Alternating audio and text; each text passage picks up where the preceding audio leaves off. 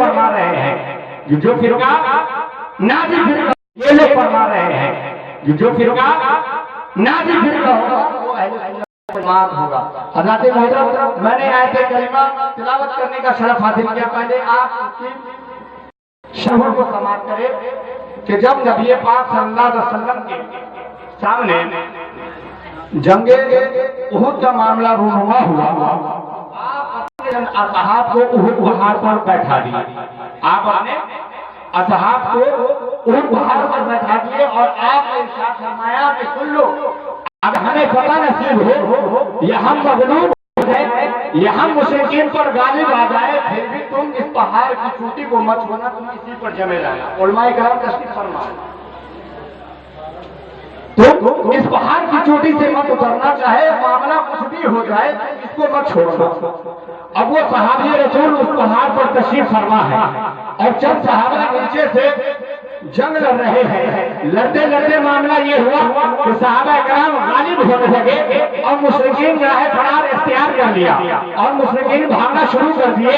اب اوپر کے جو صحابہ تھے انہوں نے یہ سمجھ لیا کہ شاید ہمیں فتح نصیب ہو گئی ہے، شاید ہمیں فتح نصیب ہو گئی ہے، اب یہ لوگ نکل چکے ہیں، اب ہمارا معاملہ یہ ہو گیا کہ اب ہمارے ضرورت کو سمیٹے۔ اتنے تو صحابہ میں اختلاف ہو جاتا ہے کہ اللہ کے نبی صلی اللہ علیہ وسلم نے ارشاد فرمایا ہے کہ ہمیں یہاں سے ہٹنا نہیں ہے، اس لیے ہمیں یہاں سے نہیں ہٹنا چاہیے، اور کچھ صحابہ یہ کہنے لگے کہ اب تو ہمیں فتح نصیب ہو گئی ہے، ہم کیوں نہ یہاں سے چلے جائیں۔ وہ صحابی رسول کچھ صحابہ رک گئے اور کچھ صحابہ نیچے اتر گئے، لیکن معاملہ کیا ہوا کہ فوراً مشرکین پلٹ کر کے وہ پہاڑ پر چڑھ جاتے ہیں اور وہاں سے صحابہ پر تیر بازی شروع کر دیتے ہیں، اور تیر بازی شروع کر دی تو اس طرح سے مسلمان وہاں ہلاک ہوئے، اس طرح سے مسلمان وہاں شہید ہوئے کہ صحابہ کو غم پہنچا، صحابہ کو تکلیفیں ہوئی، صحابہ کو غم ہوا۔ اس کی شان نزول میں اللہ تبارک و تعالیٰ نے اس آیت کریمہ کو نازل فرمایا کہ اے اصحاب محمد رسول اللہ صلی اللہ علیہ وسلم، تم احد کے معاملے کو لے کر غمگین نہ ہو، غم زدہ نہ ہو۔ ارشاد فرماتا ہے وَلَا تَهِنُوا وَلَا تَحْزَنُوا وَأَنْتُمُ الْأَعْلَوْنَ إِن كُنتُم مُّؤْمِنِينَ۔ اے جماعت صحابہ، غمگین نہ ہو، بلندیاں تمہارے لیے ہے، عزتیں تمہارے لیے ہے، حکمرانی تمہارے لیے ہے، دنیا کی پختوان تمہارے لیے ہے، عزتیں تمہارے لیے ہے، اگر تم پکا مجھ پر یقین کر لو۔ ہاں یقین جانو، اگر آج ہم آقا کریم صلی اللہ علیہ وسلم کے راستے پر چلے اور دل سے تصدیق کرنے، ہمارا تو معمول یہ ہو گیا ہے کہ ہم صرف کلمہ گو مسلمان رہ گئے ہیں، لیکن ہماری فکریں مسلمان جیسی نہیں ہے، ہماری فکریں جدا مانا ہو گئی ہے، ہماری فکریں بدل چکی ہے اور ہم الگ حساب سے سوچ رہے ہیں۔ اگر ہمیں یقین ہو جائے کہ میرے رب نے مجھ سے وعدہ کیا ہے اور ہم اپنے ایمان پر ثابت قدم رہنے لگے تو یقین جانیے کہ ہمارا وہی حال ہوگا جو ہم 1400 سال پہلے ہوا کرتے تھے۔ کل تک ہم دوسرے کے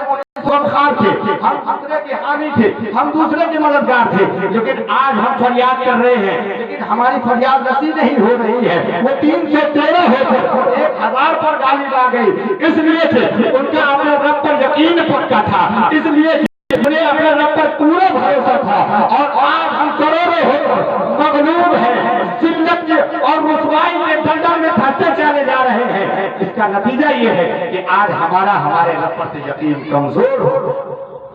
ہمیں یہ چاہیے کہ ہم دامن اسلام کو مضبوطی سے پکڑ لیں، اور لاکھ بھی ہم پر شدت آئے، لاکھ بھی ہم پر مصیبتیں آئے، ہم دامن اسلام کو نہ چھوڑیں۔ کتنا بھی ہم پر ظلم ہو جائے ہم اس ظلم کو سہیں گے، اس ظلم کا ڈٹ کر مقابلہ کریں گے، اس ظلم کے عوض میں ہم جام شہادت پینا منظور کریں گے، لیکن کبھی اپنے زبان سے نازیبا کلمات کو نہیں کہیں گے۔ انشاءاللہ اگر موقع ملا تو میں پھر اپنی تقریر کروں گا، چونکہ کم وقت میں مضمون زیادہ لمبا بیان اچھا نہیں ہوتا ہے، میں اپنی تقریر کو ختم کرتا ہوں۔ انشاءاللہ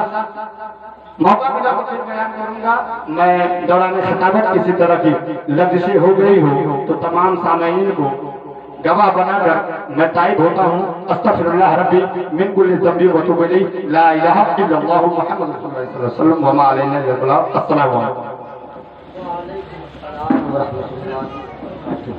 خدا کی ذات باقی ہے مگر ہر چیز فانی ہے، مسلمانوں سنبھل جاؤ یہ دنیا آنی جانی ہے، مقدر میں کسی کے غم کسی کے شادمانی ہے، خدا جس حال میں رکھے یہ اس کی مہربانی ہے۔ माशाअल्लाह। देखिए, जब मैं आया था तो आपने भी देखा कि जलसे का जो शुरुआती दौर था उस वक्त थोड़ी सी अफरा तफरी हो गई थी, थोड़ा सा इंतशार फैल गया था, लेकिन अल्हम्दुलिल्लाह हमारे नईम भाई ने बताया कि प्रशासन के लोगों को फोन किया गया और वो लोग भी हमारी मदद के लिए, इस मामले को सुलझाने के लिए,